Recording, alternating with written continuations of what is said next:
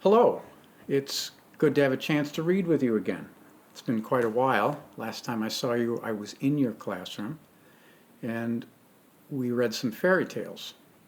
And I read you Goldilocks about a little girl who went into a house with bears, and she turned out to be okay. And then I read Little Red Riding Hood, who went for a walk in the woods, ran into a wolf, and worked out okay for her, but not so well for the wolf. And then Puss in Boots, about a very clever cat who ended up eating an ogre, which sounds like a lot to eat, but that was a good story. Now, fairy tales, if you'll remember, we talked about were fantasies, and they had magic and spells, talking trees, witches, ogres, all kinds of imaginary animals and happenings. And the story I'm going to read to you today is a fairy tale, and it has some kids that get left in the woods by their parents, and they run into a witch that eats children. So I hope that sounds interesting to you. This book I'm reading from is called Classic Fairy Tales, and it's illustrated by Scott Gustafson, and they're really good illustrations. And I will show them to you when we get to those parts in the story. And the story I'm going to read you is called Hansel and Gretel. Hansel and Gretel. Near the borders of a large forest, there once lived a woodcutter and his wife, who had two children, a boy named Hansel and his sister, Gretel.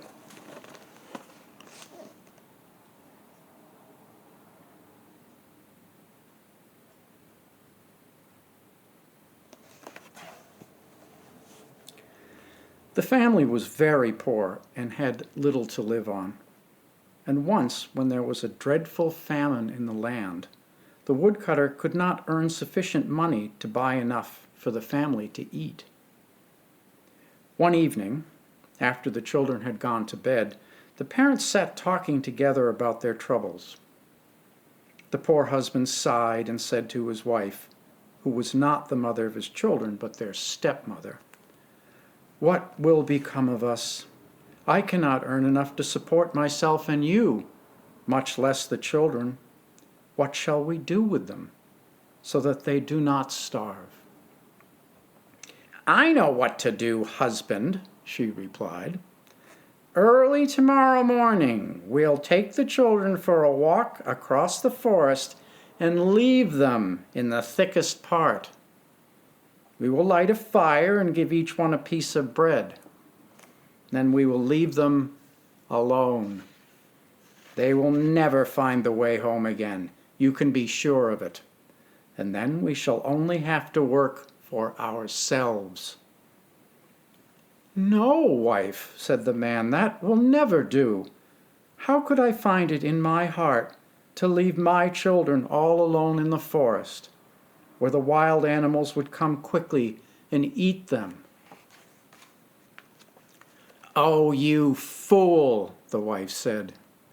"If you refuse to do this, you know we will all four die of hunger.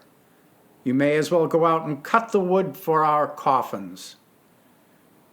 And after this, she let him have no peace until he agreed with her plan. That night, he could not sleep for hours, but lay thinking in sorrow about his children. The two children, who were too hungry to sleep, were also awake and heard all that their stepmother had said to their father. Poor little Gretel wept bitter tears as she listened, and said to her brother, "What is going to happen to us, Hansel?" "Hush, Gretel," he whispered. "Don't be so unhappy. I know what we can do." Then they lay quite still until their parents were asleep. As soon as the house was quiet, Hansel got up, put on his little vest, unfastened the door, and slipped out.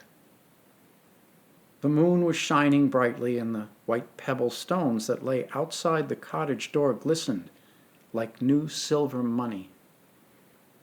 Hansel stooped down and picked up as many of the pebbles as he could stuff into his little coat pockets. Then he went back to Gretel and said, "Don't worry, my dear little sister. Sleep in peace. Heaven will take care of us." Then Hansel laid himself down again in his bed and slept until morning came. As soon as the sun rose, the stepmother hurried to wake the two children and said, "Get up, you lazy bones, and come into the forest with me to gather wood for the fire." Then she gave them each a piece of bread and said, "You must keep that to eat for your dinner, and don't quarrel over it or eat it too soon, for you will get nothing more."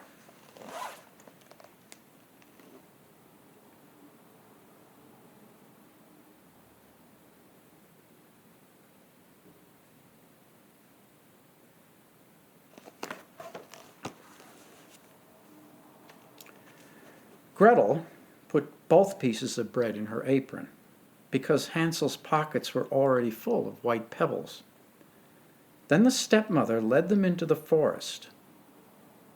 They had gone but a short distance when Hansel stopped and turned around to look back at the house, and this he did again and again. At last his stepmother said, "Why do you keep staying behind and looking back so?" "Oh, mother," said the boy, I can see my little white cat sitting on the roof of the house. I am sure she is crying for me." "Nonsense," she replied. "That is not your cat. It's just the morning sun shining on the chimney." But Hansel had seen no cat. He had stayed behind each time to drop a white pebble from his pocket on the path as they walked along. When they reached a thick and dark part of the forest, their stepmother said, "Come, children, gather some wood and I will make a fire to warm you, for it is very cold here." Hansel and Gretel did as they were told and soon made quite a high heap of brushwood. Their stepmother lit the pile of wood and it blazed into a bright fire. Then the woman said to them, "Sit down, children, and rest, while I go find your father, who is cutting wood in the forest. When we have finished our work, we will come and fetch you." Hansel and Gretel sat by the fire, and when noon arrived, they each ate the bread that their stepmother had given them for their meal. From deep in the forest, they heard the sound of strokes of an axe. The children felt safe, for they believed that their father was chopping wood nearby. But it was not the sound of an axe they heard. It was only the sound of a branch that still hung on a withered tree and was moving up and down in the wind. Finally, after they had been sitting there a long time, the children began to grow tired. Their eyes began to close, and they soon fell fast asleep.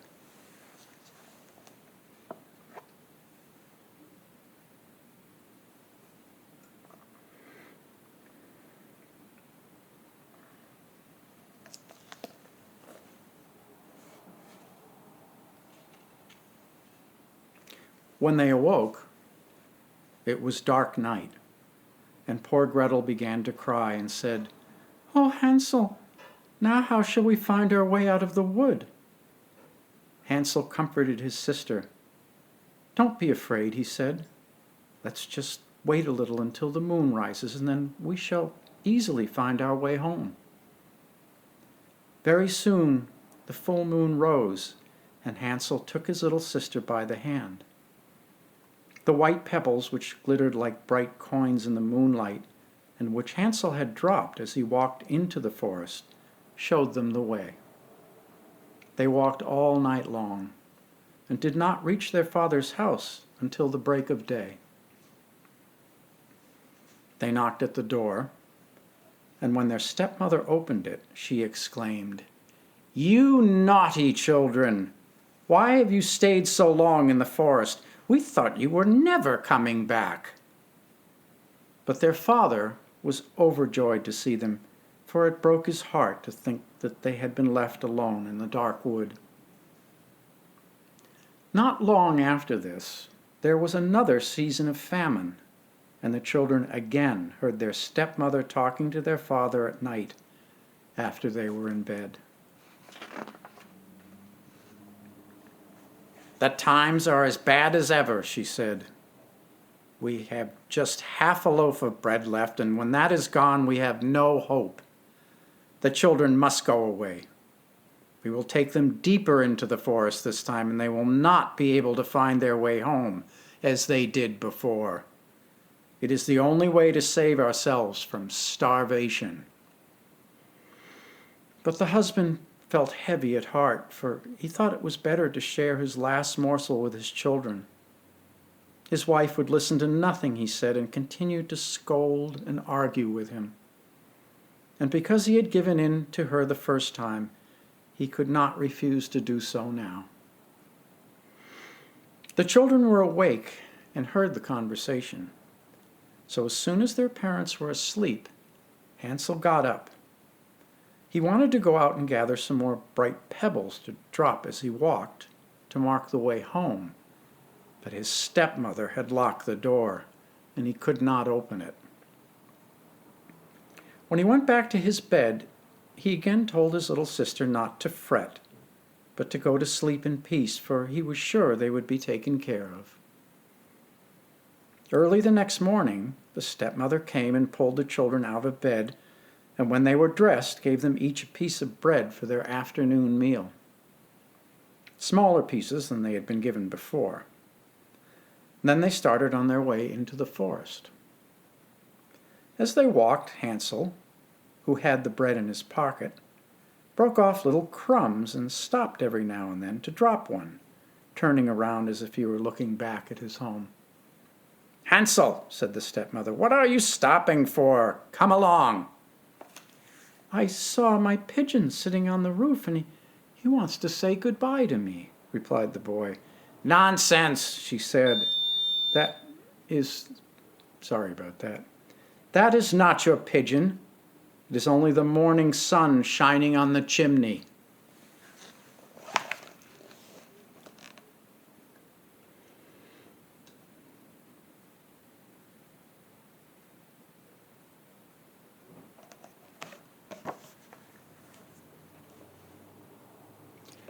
But Hansel did not look back any more.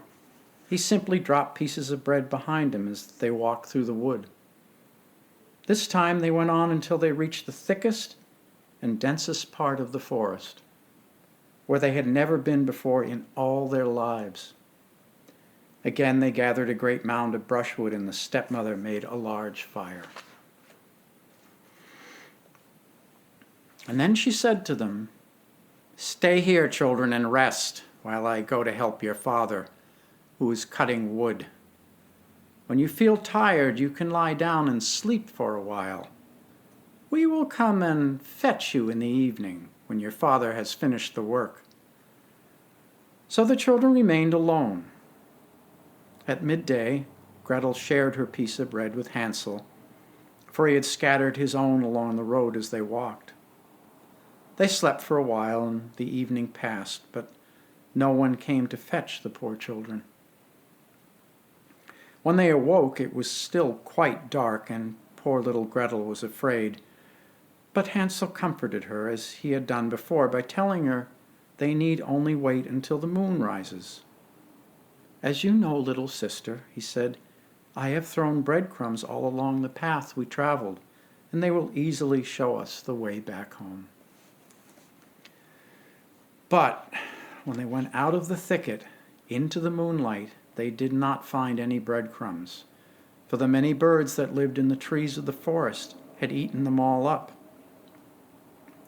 Hansel tried to hide his fear and said to his little sister, "Cheer up, Gretel. We shall find our way home even without the breadcrumbs. Let's try." But they could not.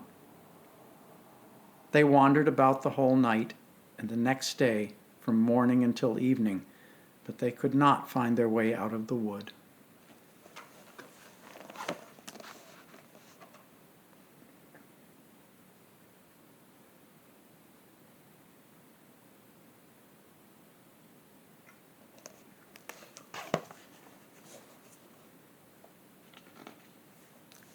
They were so hungry that, had it not been for the few berries they picked, they might have starved. The children finally grew so tired that their poor little legs could carry them no farther. So they laid themselves down under a tree and went to sleep. When they awoke, it was the third morning since they had left their father's house. They tried again to find their way home, but it was no use. They only walked deeper into the wood. They knew that if no help came, they would soon starve. At midday, they saw a lovely snow bird sitting on the branch of a tree. It sang so beautifully that they stood still to listen. When the bird finished his song, he spread his wings and flew in front of them. The children followed him until at last they saw a small house in the distance. The bird flew up onto the roof. But how surprised were the boy and girl when they came near to find that the house was built of gingerbread and decorated with sweet cakes and tarts, with windows made of sugar. "Oh," exclaimed Hansel, "let us stop here and have a splendid feast. I will have a piece from the roof first, Gretel, and you can eat some of the sugar window, which will taste so sweet and nice."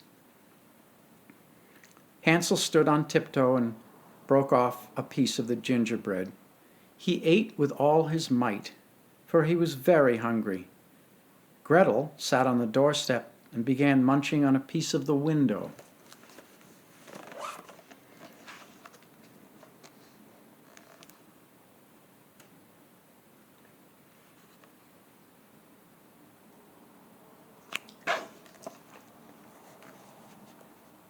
Suddenly, a gentle voice came out of the cottage.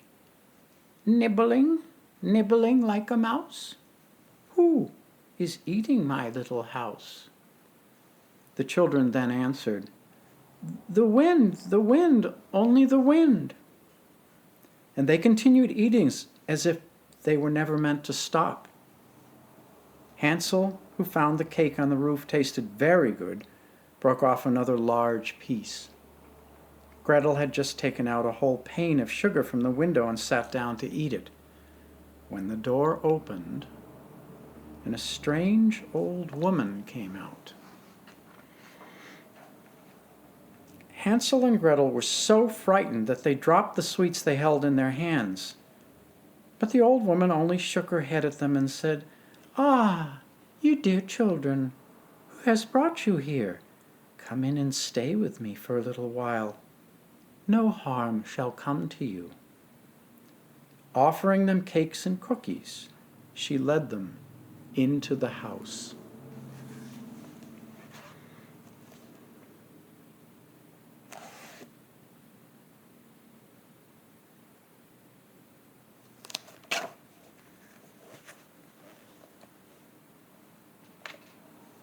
For supper, the old woman gave them plenty to eat and drink. Pancakes and sugar, milk, apples and nuts. When evening came, Hansel and Gretel were each given a little bed with white curtains, and when they lay down, they felt they were in heaven. Although the old woman pretended to be friendly and kind, she was really a wicked witch, who had built her house of gingerbread so that she could trap little children.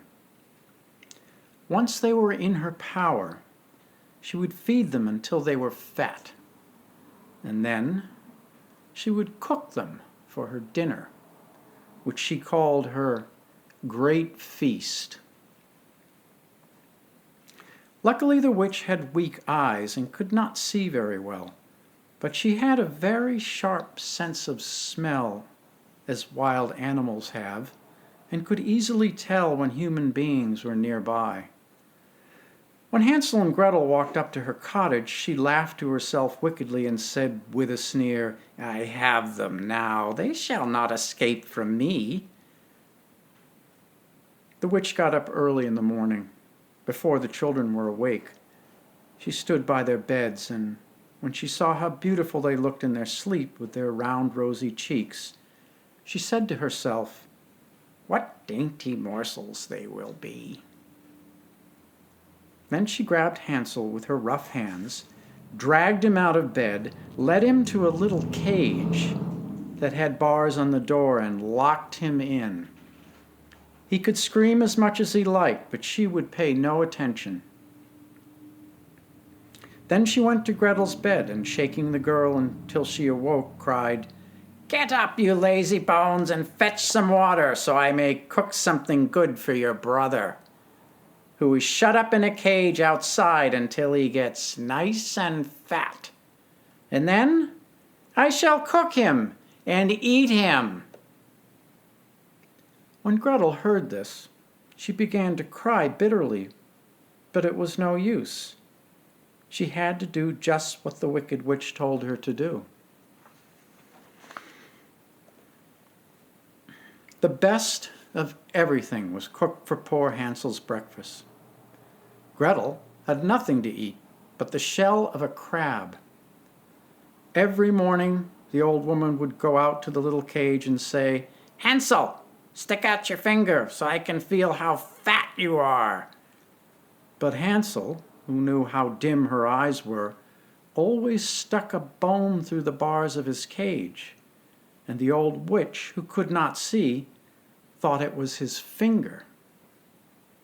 Each time she felt how thin it was, she wondered why he did not ever get fat.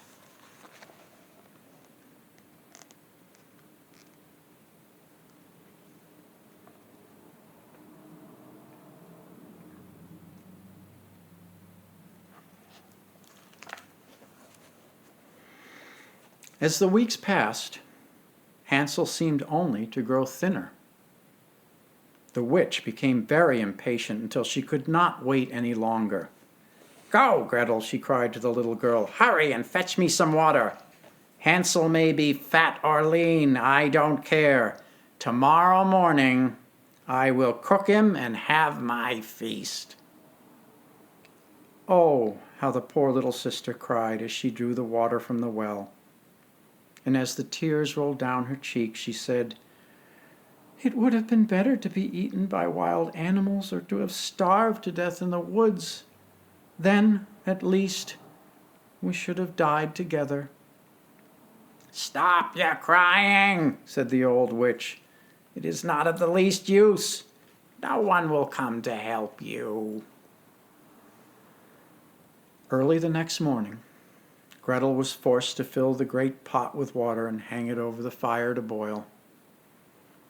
When this was done, the old woman said, "We will bake some bread first. I have made the oven hot and the dough is already kneaded." Then she pulled poor little Gretel close to the open door, where the flames were burning fiercely.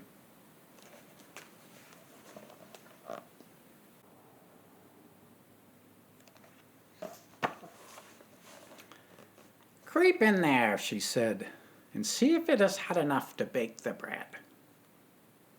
If Gretel had obeyed her, she would have shut the poor child in and baked her for dinner, instead of boiling Hansel. But Gretel guessed what the witch wanted to do and said, "I don't know how to get in through that narrow door." "Stupid goose," said the witch. "Why, the oven door is quite large enough even for me. Just look, I could get in myself."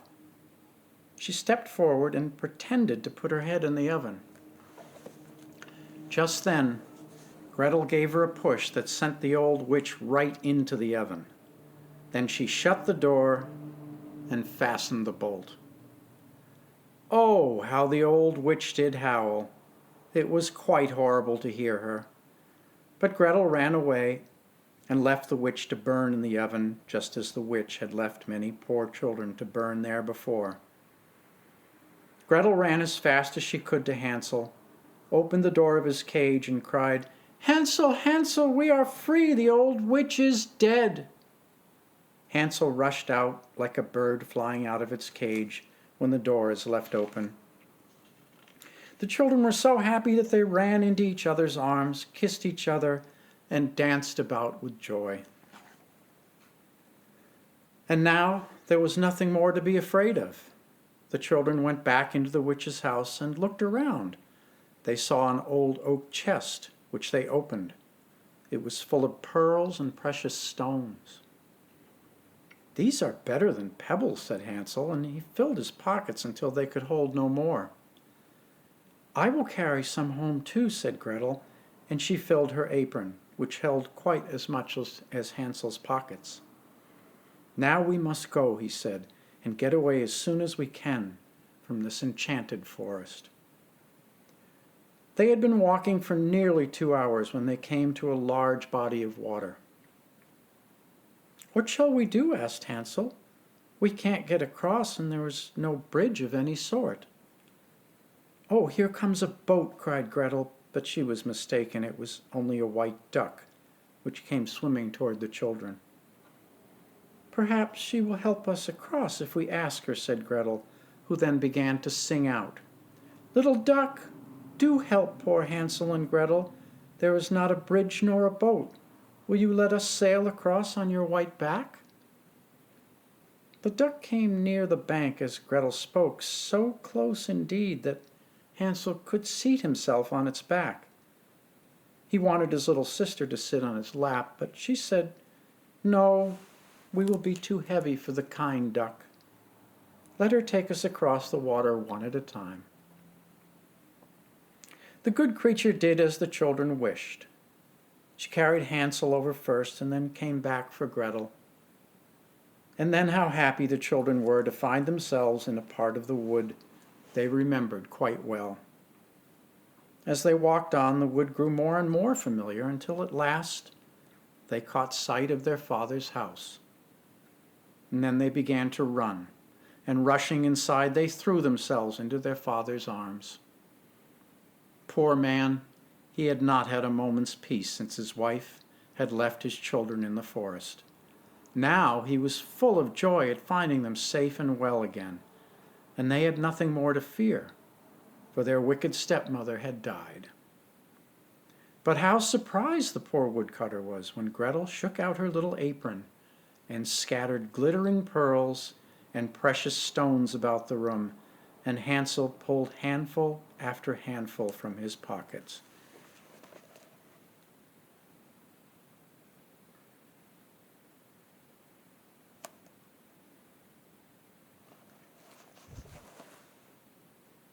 From this moment, the father's sorrow was at an end, and he lived in happiness with his children for the rest of his long life.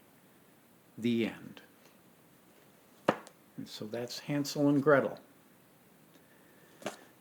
And as we usually do at the end of these stories, if you just take a minute and think for yourself how you felt about this story. Did you enjoy it? If you did, what were the parts of it that you liked? And if you didn't like it, figure that out too, just so you can find stories that you'll enjoy now that you're becoming readers. And I hope to do this again, and be safe and well.